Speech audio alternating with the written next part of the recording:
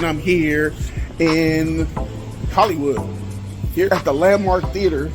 It's the only place where I could get a ticket to go see Tenet in the special week release that is out. And I'm dolo, as you guys can see. Hopefully this will give me some place where I need to be. Y'all going up? Down, okay. I'm going down. Going up to the, Landmark Theaters. Level 2. Going up. Here we go. Oh, they only have a level 1 on this motherfucker though. Uh-oh. Maybe I am in trouble. Oh shoot, we're gonna find out. But I think this movie's gonna be fire. A lot of people it's questionable on it though, so I don't know. And yes, we are in the epicenter. Yes, in the Sunset Epicenter. Going up the escalator to the actual theater. Last time that I was around, what was it? It must have been something like Black Widow time, 2020. I think I was last time I was here around 2020. That was a long time ago.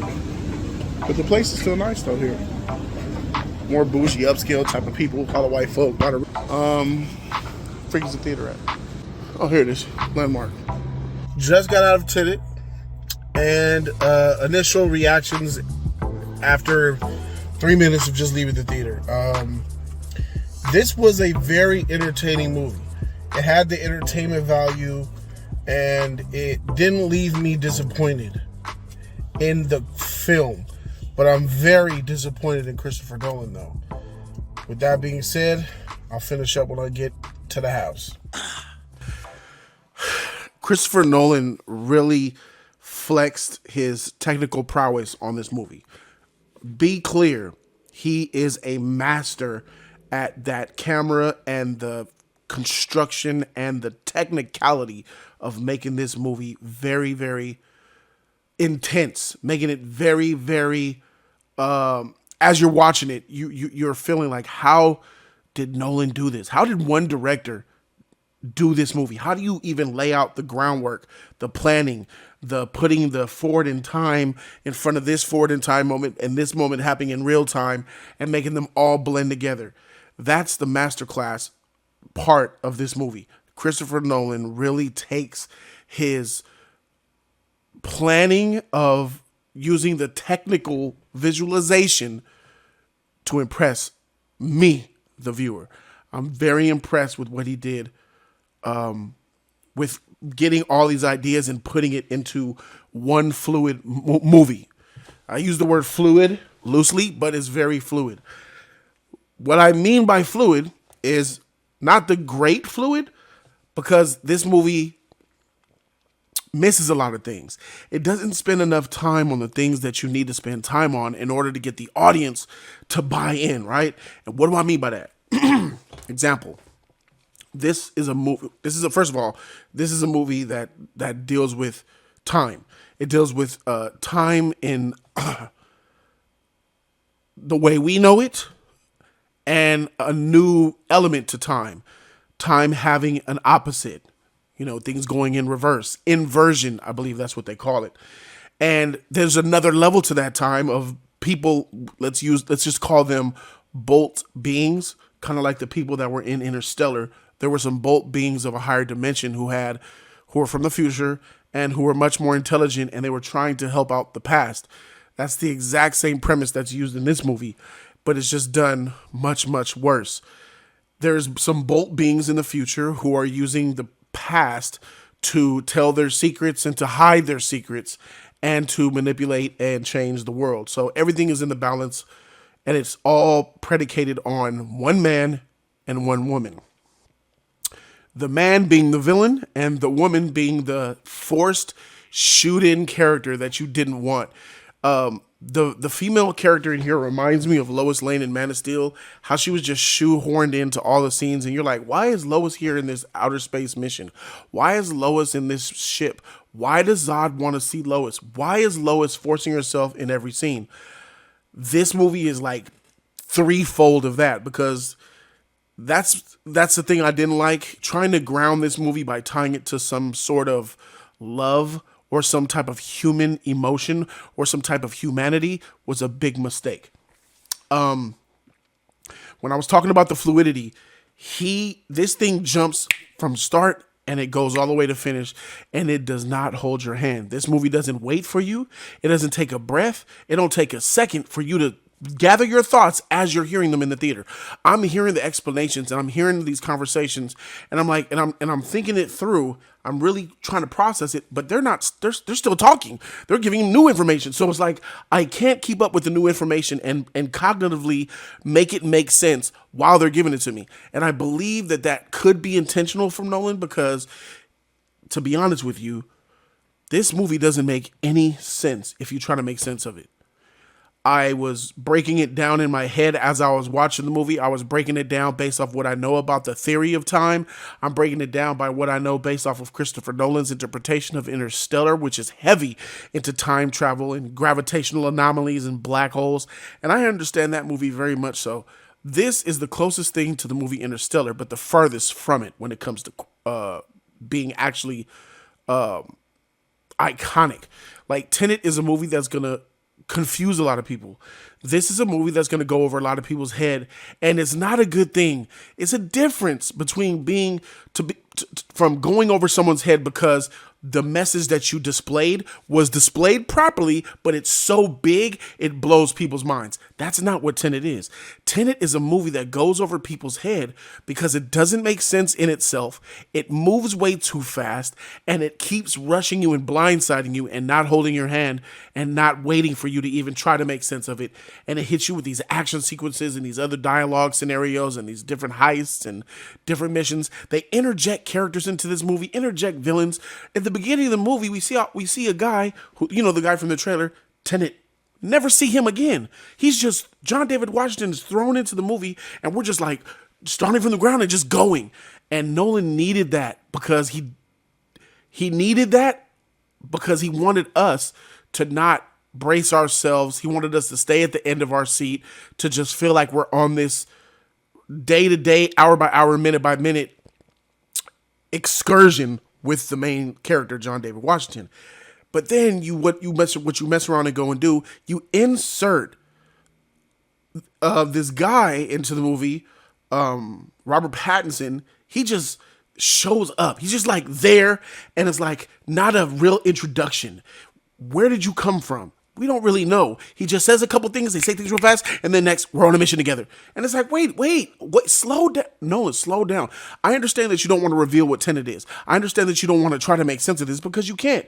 But his biggest problem with this movie was the fact that he was rushing things so much, and he was like, it's like in his mind, he had the idea of what he wanted to say in the last act. This movie all is about the last act, and Nolan was trying to rush to get there. That was his main idea. How do I get to this last act? But he left the organic things that you need to make a movie believable. We can't enjoy the climax of this movie if we are not invested in the characters and in the overall story, and if we can't spend time to know or care about anybody in the movie. And we don't. I mean, you get this girl, you don't care about the girl. I mean, sure, she's a bystander, she's innocent, but John David Washington has this upstanding, chivalrous desire to save her life at all costs, even risking the world to save her life. And I'm just thinking to myself, like, bro, stop. She gave you a sob story about she's abused and she has a child that she wants custody of. Didn't really work for me. It was very lazy. Nolan didn't have the roots of what makes, for example, Interstellar is a very hard movie to understand for a lot of people. But what does Interstellar do? At its root, it gives you that humanity element. It gives you that family element, the love between a father and his daughter, the love and the willingness to go above and beyond to save humanity, sacrificing the one thing that he loves most in this world, his daughter and family, for interstellar quest to save humanity as a whole. And even though it was confusing, right? They have scenes where they talk to you about gravitational anomalies. They have the scene in NASA where they were talking about the black hole and the bolt beings and what it is. And you were experiencing these mind blowing things. And then Cooper would have a moment in the whiteboard where he's talking about it. And dialogue was going back and forth from man to Cooper, back and forth. And then and you were just and you were invested in each person's story. And even though there was still confusion, by the time you get to the third act, which is what Nolan really wants you to get to in Interstellar, but even more so in Tenet. But the difference with Interstellar is by the time you get to the third act, the entire movie is about the third act. It's about the docking scene. It's about going through time, going through the black hole, using love and gravity to tell Murph to put the Morse code to fix the time of gravity. So he's in outer space with the future characters to see his older daughter and to go to that planet and start civilization. By the time we get there, we are so invested in what's going on that scene, that third act, is so much impactful. More so, way more so than Tenet. His direction style was off here. This is the least Christopher Nolan movie. And I thought that was Dunkirk because it was. Not now that I've seen Tenet. By the way, I haven't. The only reason why I'm reviewing this movie is because I was in Los Angeles during the pandemic. And in Los Angeles, the theaters were closed. And I'm such a Nolan fan that I vowed that I would not watch Tenet on a screen of any sort that is not the big screen. And I was able to go to the Landmark Theater and I was able to see this thing in 70 millimeters. And I've waited years, and that's why I'm here. And I've never got spoiled off of Tenet. And I see how I could never get spoiled off of Tenet because you can't spoil Tenet. Like, this is a movie you can't really spoil if you think about it. Back to the movie, like, his direction style of, he would there'll be a scene where him and Robert Pattinson are talking, and they're like, yo, man, just got to get some sleep. And then it pans to the next scene, and they're up and about doing things. One scene, they're like, what are we going to do? And then, boom, they pan to a scene and they're outside running. It'll pan from a scene where nothing resolves and it clips right to something else happening. And then when the scene comes into the new scene, and it's not a wipe, it just goes to the next scene and you're wondering, wait, what just happened? Did I miss something? Wait, they were just doing this before. Now they're doing this. What? It's a lot of that skipping throughout the film for it is not done well. Like, it's just like he has all these clips and he just it's all part of the distraction, I believe. He is intending to keep you at the edge of your seat to experience and to get a feeling of emotion. And I'll tell you, he was successful at that with me. I had a nice emotion, but it was a golf ball to a basketball of what it could have been. Had I actually bought what he was saying, had I actually had time to get to know some of these characters, had I actually had investment in what they were doing, so he did a really bad job with, in my opinion, there's a device from a bolt being in the future that enables time travel to happen, but we never really see the device until the end of the movie. Then when we see the device, Nolan doesn't use his direction and his score to really highlight the epicness of the device. It's just there, almost out of focus on the side. And I'm thinking to myself, is that it? Shouldn't this be an epic moment? But it's not, because you saw a couple of pieces of it before the movie and it wasn't the real thing. And then you're like, well, so anticlimactic. But he was in a rush. I believe Nolan was in a rush to tell that third act. He was in a rush to show this big old, moment.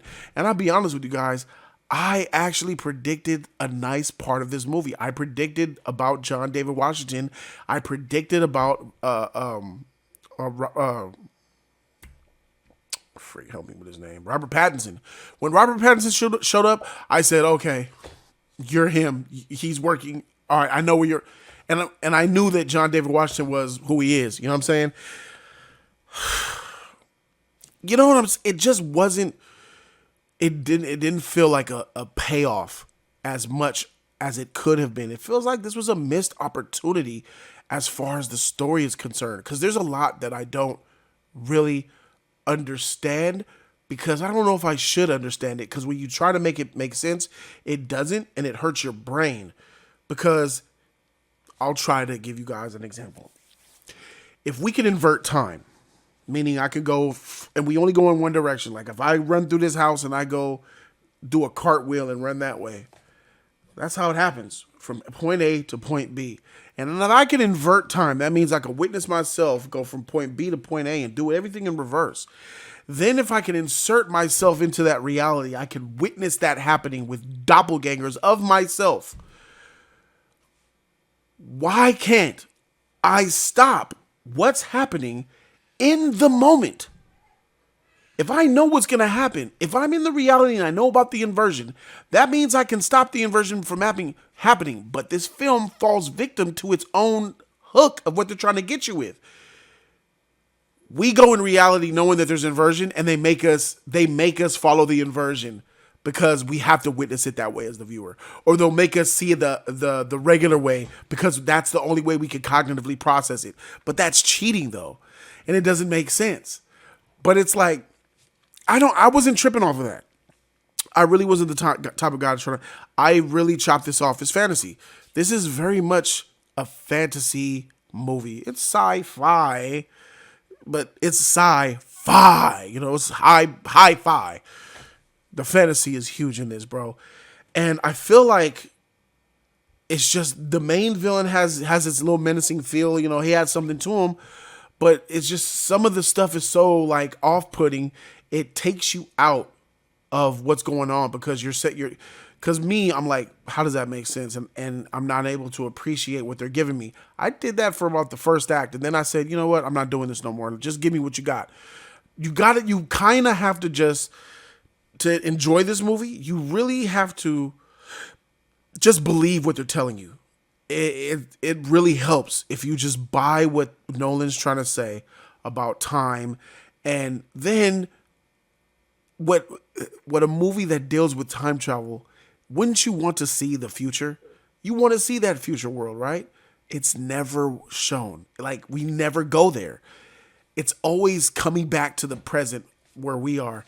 And there's these machines that are just made. And they don't really explain these turnabout machines. They just happen. And we're just supposed to assume, okay, we just go in this machine and then do this. Where does this machine come from? How is this technology possible? Oh, because of that? Oh, okay. Just accept that these rotating machines turn around because you're going to be going in these rotating machines a lot. It's really sad, and that there's a lot of foundation that wasn't laid here. He was it's like he had his desk full of papers, and he was like, how do I make it end to this? Because once I end here, they're going to love it. But he's missed the forefront in this movie of what it means to captivate an audience. Like, intellectually, I don't think that you're going to captivate people with this. This is going to miss, or it has missed. I don't know what the box office for Tenet was, or the I know that it's kind of mixed, like the way people, when I ask people what they think, they say it's like, man, it's great or it's bad, like, or it's like, it's like all over the place. It's not like Interstellar. Intellectuals really would get their juices flowing off of Interstellar and get some real satisfaction from that. You're not going to get that. I mean, I don't believe, because I consider myself an intellectual, and I took an IQ test, and I ain't going to brag, but let's just say this. I'm not in the 120s. You feel me? I have above average intelligence, bro. So I'm like, all right, I like stuff like this. But as you look at Tenet, it doesn't stimulate my juices as far as, oh my goodness, that means this. Oh, look how he did that. It doesn't, it's not there. And it misses the mark. But it has a really good third act. I will say that. It has a really good third act. And the third act that Nolan was rushing to get to, it does hit. It does really help the movie a lot. And it's just it's such a disservice knowing what he could have did with this. He had a bag full of dynamite just ready to go. A 5-pound bag full of dynamite, bro. But right before he was about to set that thing off, somebody came in and poured like a gang of water in there, and then he tried to light it, and only one lit, and it popped. Imagine if he didn't throw the water on that bad boy and then threw it and let them all of them blow up. You know what I mean? He got in his own way with this, and he got in his own way by doing un-Nolan-esque things. Did Jonathan have anything to do with this movie? Because Jonathan Nolan is an amazing writer. I can't believe Jonathan Nolan wrote this movie. Did he write this? No, I can't believe. I think this is a Chris movie through and through. I think he wrote and directed this bad boy. Because Jonathan Nolan is the writer GOAT, while Nolan is the director GOAT. And man, bro, like there's a lot that I can talk about. A lot, like about these certain characters. Like, all right, John David Washington. How do I feel about him? I actually think he did a good job in this movie. Overall, good job. There's moments where he and I don't know if this is intentional or not, but his acting kind of gave it away for me. When a person is introduced to mind-blowing stuff, oh, Tenet, inversion, this, they do this, oh my goodness. But, and here's another thing, really hear me, none of the characters are stupid. All of these characters, he relies on all these characters to be geniuses who just understand it. Oh yeah, I understand. Let's go. Wait a minute. If you're telling people about inversion, wouldn't those characters be like, wait, huh? I don't know. What? But so coincidentally, everybody in this movie, when they're told about what Tenet and what inversion is, they're just like, oh yeah, okay, yeah, I get it. So then it's okay, let's go. Let's go. What's the next mission? What's the next mission? Oh, we gotta do this. They are just doing this. And it's like, no. Even the freaking damsel, bro, the girl, the baby mama, even she understood. Oh yeah. She was getting told what Tenet and inversion was about while she was halfway dead on a gurney, and she was like, "Oh yeah, I get that." Come on, He's so trying to hide the fact that what he's trying to pitch makes no sense at all. It just doesn't. So it's hard. It's hard to see, because Interstellar, right? Time, the theory of time, even that's not really proven about what time means in third and fourth dimensions. You know what I mean? Like fourth dimension, what is that? Fifth dimension, what? But the way that they sell it to you, they make it believable. They never do that in Tenet. So I'm watching a movie about characters who are smarter than me, who just understand everything, with all these quick shots and fast talking and characters just being introduced. Hey, what's up, man? Oh, hey, what's up? Doing a minute? Let's go. And just all these things happening so fast where nothing he gives you no time to settle in and think. And he does that on purpose, bro, because he knows what he's pitching ain't hitting. And how much can I love a movie where if you're building your foundation, you failed to convince me of the product that you're selling? Even like on a fantasy level, I gave up trying to think about. I was just like, all right, this is just a fan. Well, if you're gonna do that, then fantasize it. Say that a meteor from outer space was captured by somebody, and they're using the gravitational. Do something like that, because we would appreciate something like that. We believe something like that more. Like, I'll be honest with you, this movie gets better, 100% better, if they had a scene with a radioactive rock coming from outer space, and we see it land and crash in 1941, and the Asian picks it up, and then it goes black, and then we get the movie Tenet. Simple as that. Because that mystery, but the knowingness of the mystery will make it all make sense. Because I think a lot of viewers would see that alien rock hit and all that and be like, dang, that rock must do something, bro. That's some alien stuff. Like, oh my goodness, what happened? Oh, they could make machines. Oh, they go in the past. Inversion? Golly, what's up with this rock? Where are these people? Oh man, this is great. Because you're going to get more people that buy into your movie from the beginning. And they're not so thinking about, oh, how you make this make sense, huh? They're not focused on that. They're just taking you for what it is because they saw that alien rock hit the ground. You know what I'm saying? But Nolan, this movie doesn't feel like a Nolan movie, guys. It doesn't feel like it was directed by Christopher Nolan. I'm going to say that it almost feels like a, what's his name? The director of King Arthur, the one that does the fast, quick stuff. Oh my goodness. Help me. Guy Ritchie, that's his name. He almost has a Guy Ritchie feel in this movie. Like, it feels like a movie that Guy Ritchie and Ridley Scott teamed up to make. Guy Ritchie and Ridley Scott made this movie. That's what it feels like. It does not. It doesn't have that cinematic look. It has it sometimes, but it doesn't have that Nolan feel and look to it. And I gotta talk about the score. The score was weird. There was certain type of music playing that sounded futuristic, but it was playing at random times that didn't really fit well. I didn't really like the score of this movie. There's a couple of scenes, especially in the third act, where the score was bussing. But just that score that keeps you going through the movie to feel the tension, I don't think that it was done well, I'll be honest with you.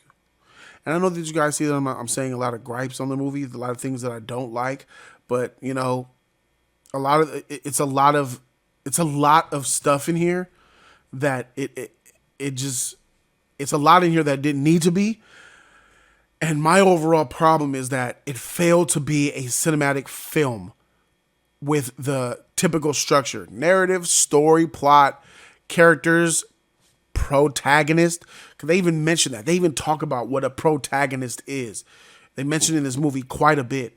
And I was able to guess and understand and pretty much come up with a lot of the stuff. That's how lazy the movie was written, bro, as far as story is concerned.